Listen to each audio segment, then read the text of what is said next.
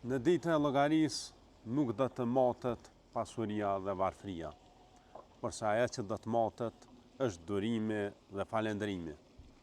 Për atë arsye, Allahu i Madhëshëm në librin e tij përmend disa vende fjalën likulli sabbarin shakur, për çdo durimtar dhe falënderues të madh.